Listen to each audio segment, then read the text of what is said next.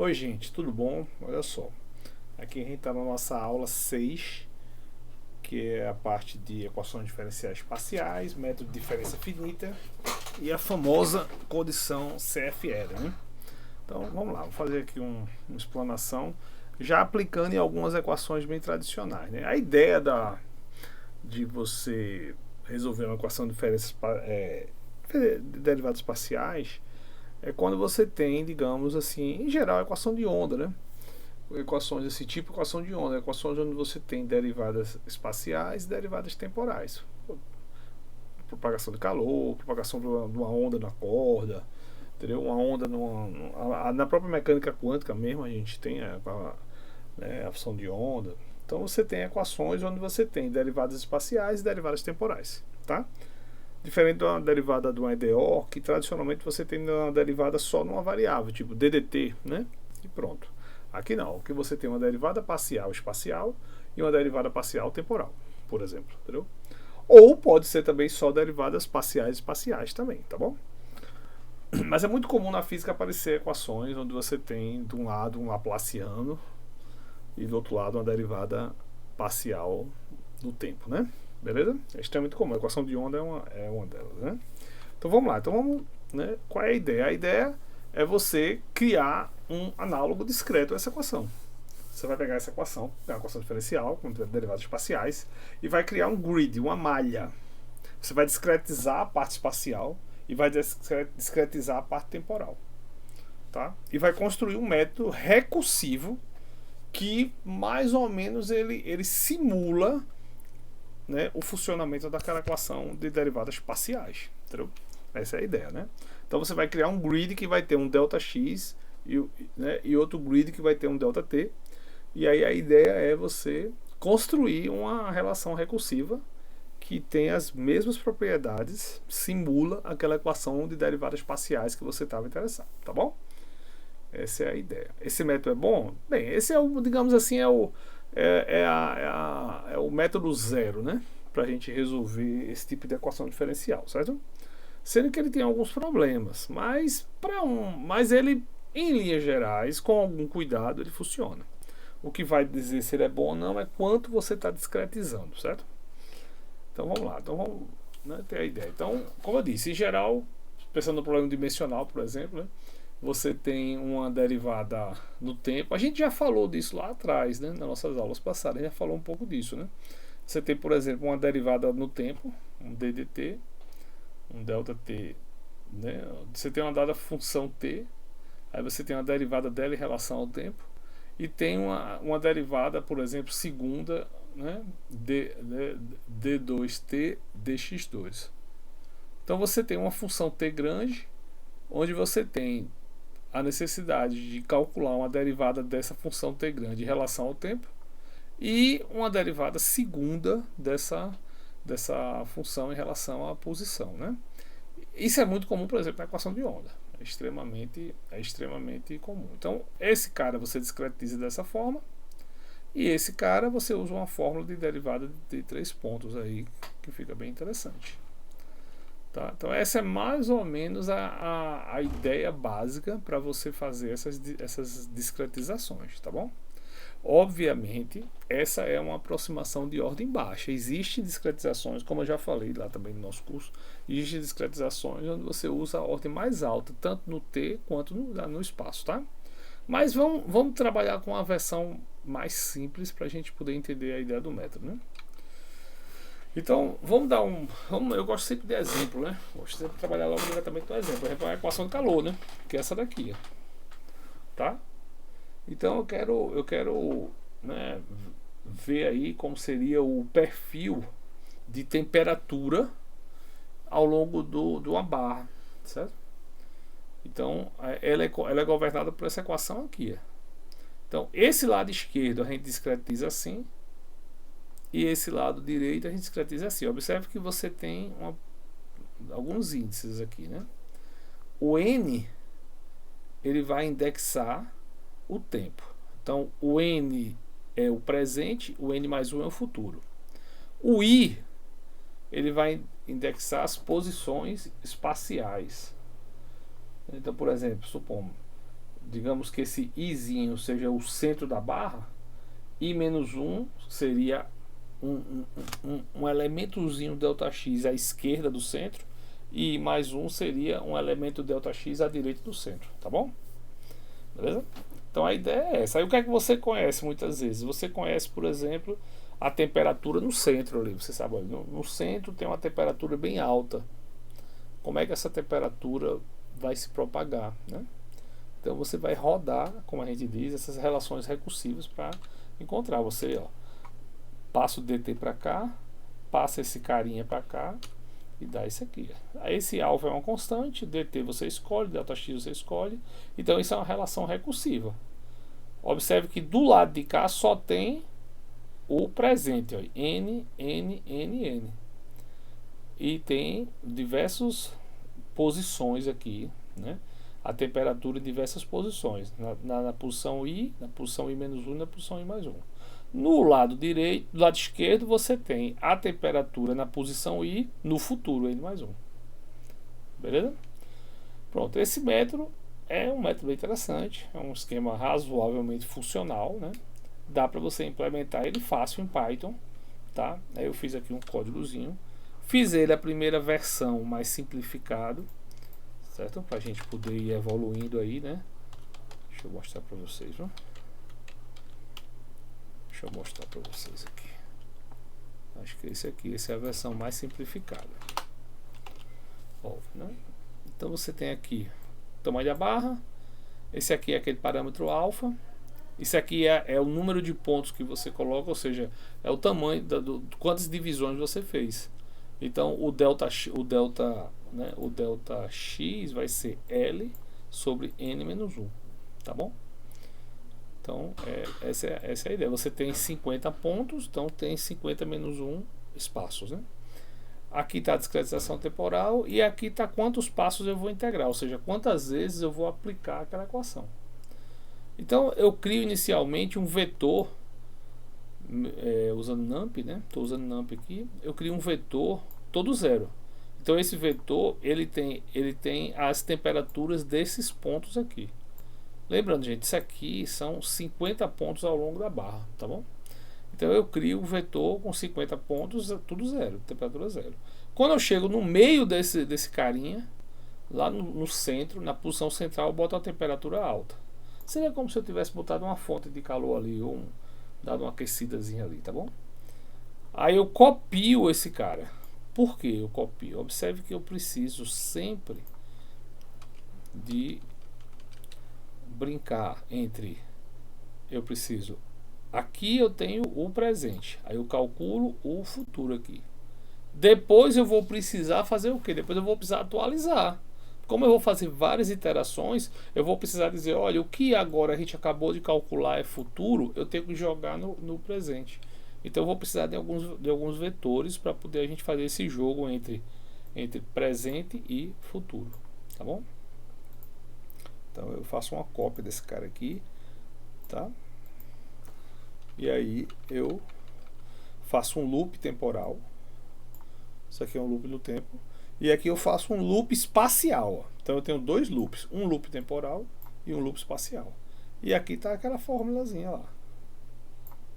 Entendeu? Então dentro desse loop eu rodo aquela equação para todos os pontos. Aí depois eu uso o que? Eu vou usar o seguinte esquema. Eu digo, ó, eu quero que nos contornos, esses meus contornos dessa minha barra, ela esteja presa, por exemplo, em duas barras de gelo. Eu posso escolher como eu quiser, tá bom? Certo? Posso escolher como eu quiser, mas eu vou escolher dessa forma. Então, olha, o lado esquerdo da barra e o lado direito estão com temperatura zero. É uma escolha, beleza? Aí eu copio esse cara, né? Ó, eu pego o T, que era o presente, e substituo ele pelo o T new, que é o que foi acabado de calcular. Compreendesse? Pronto. E agora vamos só plotar. Eu faço um plot aqui. Eu ploto o T. Entendeu? Faço um plotzinho com o T. Né? Então quando eu rodar esse cara aqui, vocês vão ver aqui que vai ficar né? vou integrar muito tempo, o pulso acaba se largando assim, ficando mais larguinho, né? Se eu diminuir aqui o número de coisas aqui, você vai ver que ele estreita. Bota aqui, eu só vou integrar 5 vezes, tá? Eu só vou integrar 5 vezes. Aí se eu só integrar 5 vezes, aí ele vai ficar mais estreitinho, ó. Ficou mais estreitinho. Beleza? Compreendeu? Por quê? Porque a quinturinha tá só lá no meio, né?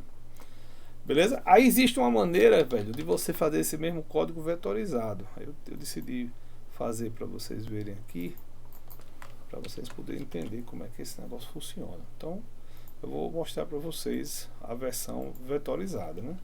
Então, vocês viram que eu fiz 2 loops, né?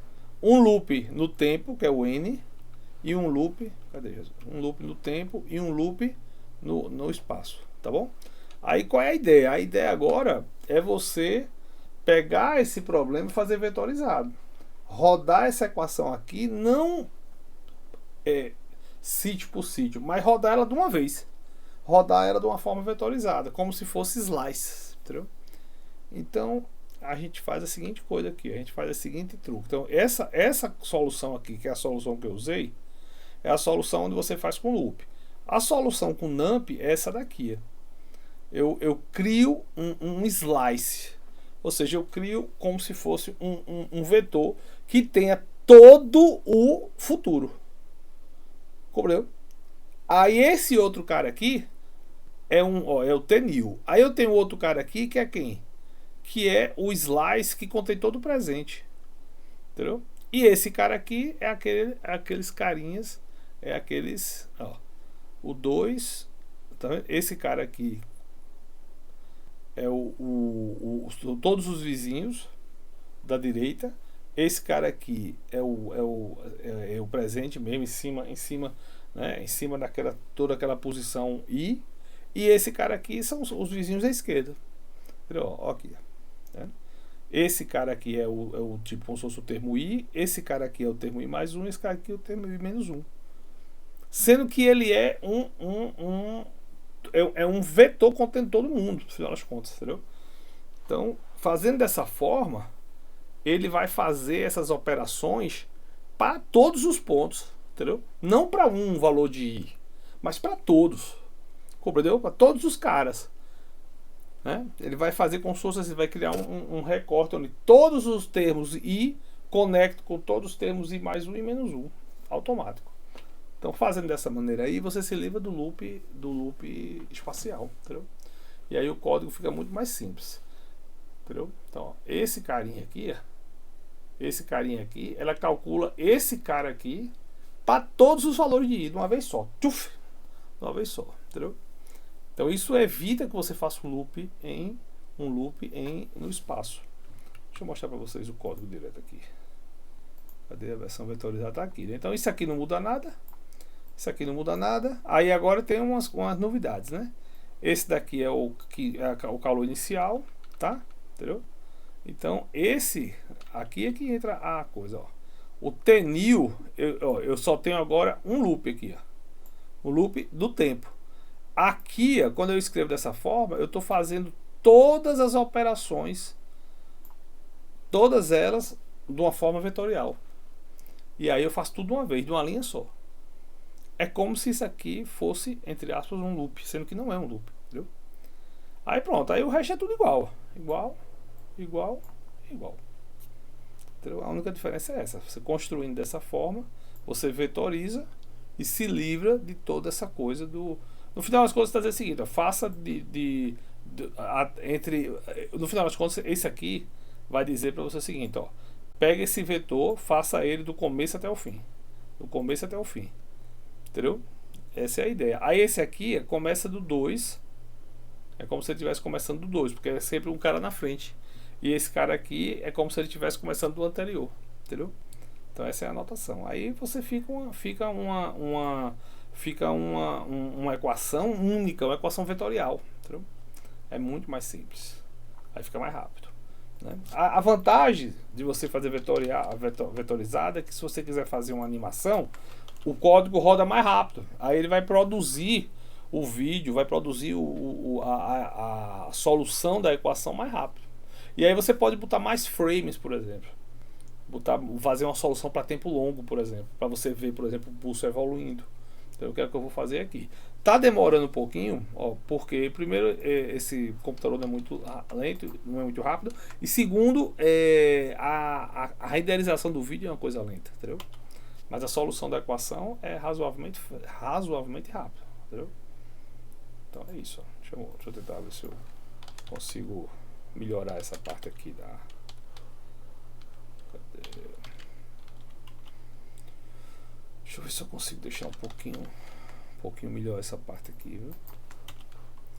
Ó, tem 200 frames, tá bom? Aí eu vou tentar botar aqui um FPS menor. Eu vou explicar para vocês esse vídeo aqui, tá? Esse código aqui, tá bom? Eu vou tentar colocar um FPS menor para poder ele ficar mais lento e mostrar mais aquela parte inicial quando o pulso está localizado, né? Beleza? Deixa eu rodar. Aí eu mostro para vocês e vou explicar para vocês. Eu já andei explicando essas animações, mas eu vou só repassar, tá bom? Então vamos lá, né? Deixa eu ver se essa aqui é a versão vetorizada. É ela mesmo. Vamos lá. Então, isso aqui é igual. Aqui eu escolho o número de frames, tá? Beleza? Aqui eu botei um truque para ele não ficar escrevendo passo demais. Eu tô como se eu estivesse fazendo 2 passos a cada frame, para não ficar frame demais, né? Eu vou explicar daqui a pouco. Aí aqui, ó, aqui é a parte inicial, mesma coisa, não mudo nada, aquela constante, né? Aí aqui eu gero a figura, crio um vetor x, que é o vetor entre 0 e L, tá? Que vai ser importante fazer isso, tá legal? Aí o que é que eu faço? Eu crio uma figura chamada linha.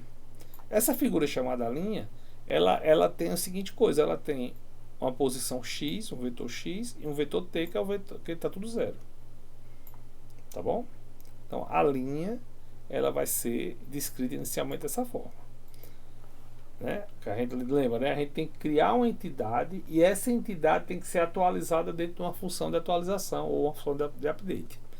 Então aqui, ó, aqui são aquela parte estética dos eixos, né? E aqui começa a chamada função de atualização, que a gente sabe, né? Então, eu tenho que essas variáveis são globais, eu vou pegar ela lá de fora. E aqui tem aquela solução, a mesma solução vetorizada. Um loop do tempo. Tá vendo? Um loop do tempo, né? E aqui eu tenho a equação vetorial, né? Aí aqui ó, eu estou fazendo a seguinte coisa, né? Eu tô dado um frame, primeiro frame, aí eu vou lá, aplico a equação 2 vezes, entendeu? 2 vezes, ok? Beleza? E aí o que eu faço? Aplico 2 vezes, eu evoluo o meu pacote 2 passos, 2 integrações no tempo. Compreendeu? Quando eu termino aqui o meu loop, aí eu chego aqui, o que eu vou fazer? Eu vou atualizar o objeto linha com esse vetor aqui. Mas eu vou atualizar ele após ele ter evoluído 2 passos. Entendeu qual foi o esquema? Então, com isso, a cada vez que eu chamo o update, eu faço 2 passos de evolução. Porque senão ele ia ficar muito lentinho, entendeu? Beleza. Aí eu posso tirar isso também. Posso botar um ali, viu? Para ficar mais lentinho se quiser, né? Aí, beleza. Então, aí eu atualizo aqui. Lembra daquele comando de atualização? E aí atualizo também o tempo, né? Beleza? Atualiza o tempo, né? Porque o tempo atual tem que mudar, né? Pronto. Aí depois o resto é aquela parte de gerar, né? O anim, tá? Aqui tá aquele de salvar a figura que a gente já discutiu, né? Eu diminuí aqui, eu botei 4 aqui para o vídeo ficar mais demoradinho, né? E agora eu vou assistir o vídeo mais demoradinho. Então uma das vantagens da vetorização é isso, é porque em geral pode gerar, ó, né? Ficou mais, né? Beleza? Se você quisesse, não, ainda tô gostando não, eu quero que ele cada passo ele vá um por um, aí beleza, você bota um aqui. Bota um aqui. E aí roda de novo. Daqui a pouco a gente vê outro vídeo, beleza? Eu já tinha discutido com vocês essa parte de gerar as animações, né? Basicamente é criar a função de atualização, bota a solução numérica aqui dentro, e quando você pega a solução numérica, você vai atualizar a entidade que você criou, no caso a linha, você vai atualizar com os novos dados, né? Com a linha é posição no eixo X e temperatura no eixo Y. Aí esses dois carinhas aqui vão ser atualizados por esse. Não os dois, na verdade só um, né? Ó, eu estou atualizando o Y data, né? Estou aqui, linha set Y data. Então na verdade eu estou atualizando basicamente a componente Y, que é essa daqui, né? Bom, tá aí. Mostrou mais o pico ali, né? Beleza? Tranquilo? Pronto, agora vamos para sair da equação de calor e vamos para a equação. Não, antes da equação vou falar dessa parte da estabilidade, né? Que é bem interessante. Observe que todas as equações aqui tem esse carinha aqui, ó. Uma constante vezes ΔT sobre ΔX ao quadrado, tá vendo?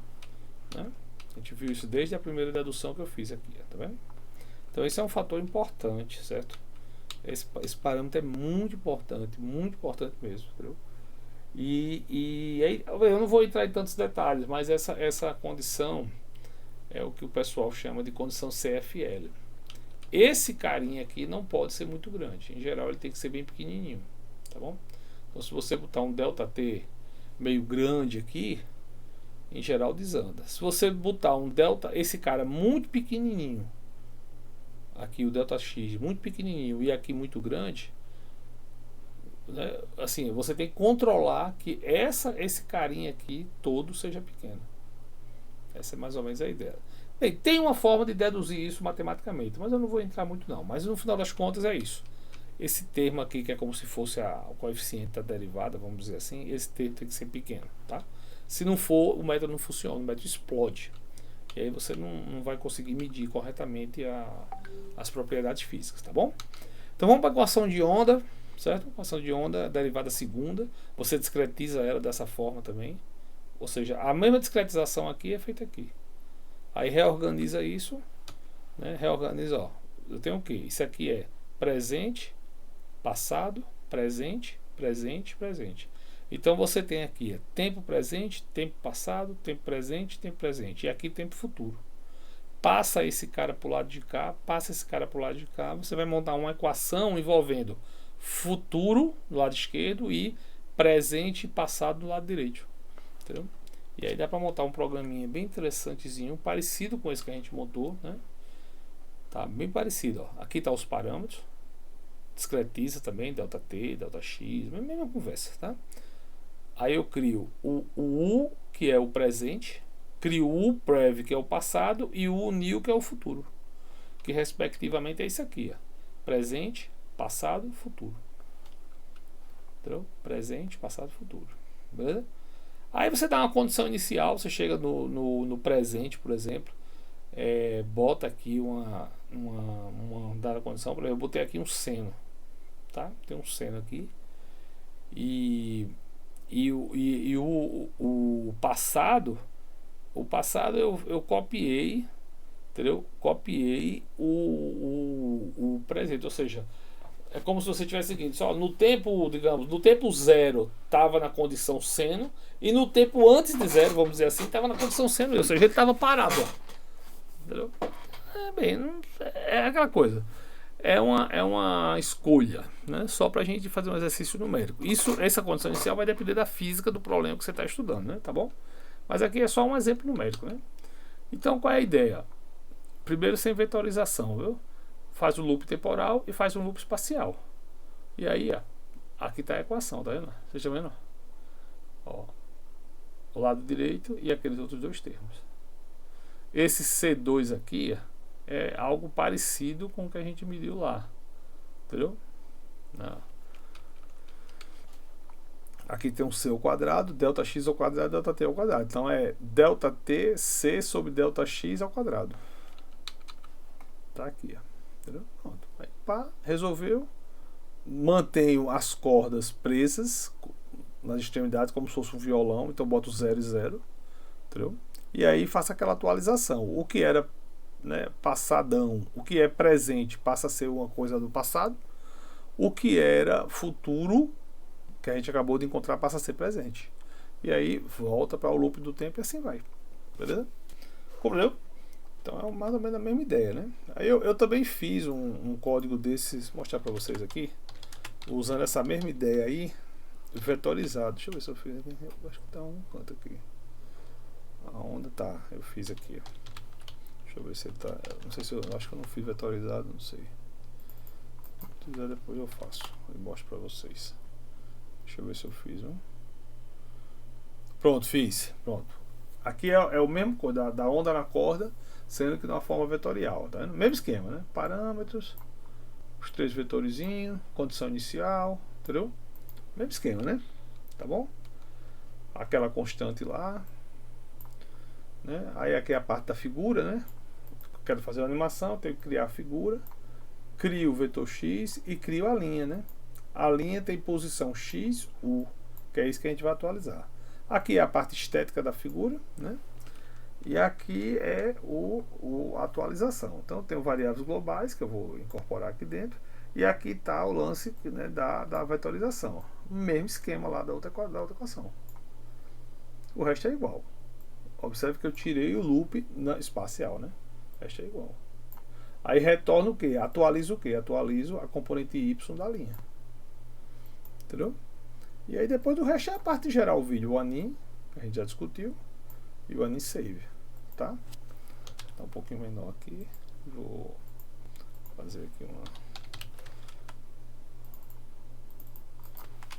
Eu botei o código numa IA dessas da vida para ela botar uns comentários para ficar mais fácil para vocês. Para quando eu mandar o código para vocês, ele já tem uns comentáriozinhos para me ajudar nessa parte da organização, né? De botar uns comentários didáticos assim, me ajudar nessa parte. Tem que usar a tecnologia, né, ao nosso favor. Aí deixa eu mostrar aqui. Pronto, viu? Já fez, né? Tá aí, ó. Tá vendo? É a ondazinha, aí parte pra lá, volta, tá vendo? Equação de onda, né? Beleza? Pronto. Aí agora vamos para um outro caso que é bem interessante, que é o caso de você ter um problema bidimensional, equação de onda bidimensional. Vai ser bem legal, né? Como se fosse uma pedra, você jogar uma pedra no lago, né? Ou então um tampo ali de um tambor, né? Então qual é a ideia, né? A parte temporal não muda nada. O que é que muda? Aqui vai ter derivadas parciais em x e em y. Beleza? Então você vai ter que ter uma malha em x, uma malha em y. E uma malha temporal, né? Compreendeu? Então a equação basicamente é essa daqui, ó. O que é que eu fiz? Eu discretizei a equação, né? Você vai ter um u, que é uma variável desse tipo aqui, ó, u i j n. I está ligado com, por exemplo, o y, o j com o x e o n com o tempo. Entendeu? Então você vai ter um índice para x, para y e outro para o tempo. Entendeu? Então ao invés de ter uma malha unidimensional, você vai ter uma malha no plano. Compreendeu? Você vai transformar sua superfície da água ou o tambor como se fosse num quadriculado. Entendeu? E aí essa relação aqui, na forma discreta, fica essa daqui. Tá bom? E aí, velho, é basicamente fazer o mesmo esquema. Se for com loop, 2 loops. Um loop para I e um loop para J. Se for vetorizado, desculpa, você pode fazer o sistema... eu vou pular para o vetorizado aqui, tá bom? Aqui, ó. Tá aqui? Mesmo esquema. Para cada componente você faz aquela mesma coisa da vetorização que a gente fez lá no 1D. Tá vendo? Mesma coisa. E aí eu fiz, cara, um códigozinho desse aí também para vocês verem, de animaçãozinha também, que eu sei que vocês gostam, a galera sempre gosta. Deixa eu, cadê, velho? Onda 2D. Aí eu fiz um códigozinho, deixa eu entrar aqui no outro cara para mostrar para vocês, ó. Já tá ficando muito longo o vídeo, né, velho? Deixa eu mostrar aqui para vocês. Enquanto tá rodando lá, deixa eu mostrar para vocês aqui o código. É bem parecido com aqueles outros códigos. Tem a parte aqui que é idêntico, né? Aqui tá a malha. A malha tem 100 por 100, tá? Ok? Aí eu tô rodando para 400 pontos aqui. Aí eu tenho ó, uma matriz de zeros para o presente. Eu tô zerando as três, né? Uma para o passado, outra para o futuro. Aí o que é que eu estou fazendo? Eu estou fazendo a seguinte coisa. Eu estou dizendo que no centro, você vai lá no centro do seu sistema e dá umas batidinhas. Como se eu estivesse botando uma gota d'água ali, ou então jogando uma pedra ali, entendeu? Então, ó, no centro, ali em torno do centro, eu boto um negocinho aqui. E eu digo que o passado é igual ao presente, tá bom? Aqui está aquela velha constante e aqui está a parte do setup. Aí aqui eu usei um esquema, velho, que fica bem bonitinho. Aqui tá a figura. Aí aqui, velho, eu criei uma coisa que não é uma linha. Eu criei uma coisa que é o IM Show. Esse IM Show, velho, é uma ferramenta que ele faz aquelas curvas de nível, entendeu? Ele só precisa basicamente de uma matriz U. Ele só precisa de uma matriz U, com as posições lá na matriz. Essa matriz vai ser interpretada o quê? Vai ser interpretada como uma onda em cada posição do seu material. Então, por exemplo, o elemento 1 é a onda na posição 1 da rede, entendeu? Aí ele usa isso para fazer aquela curva de nível. Então, basicamente, você só precisa dar de entrada esse cara aqui. E essa função faz aquelas curvas de superfície. Aí eu criei essa entidade, chamei ela de M. Entendeu? Isso daqui liga aqueles códigos de barra, aquelas códigos de barra, que é muito comum em curva de superfície, né? E aqui agora tem um update. A mesma equação vetorial, o mesmo esquema de fazer o presente igual ao passado e o futuro igual ao presente.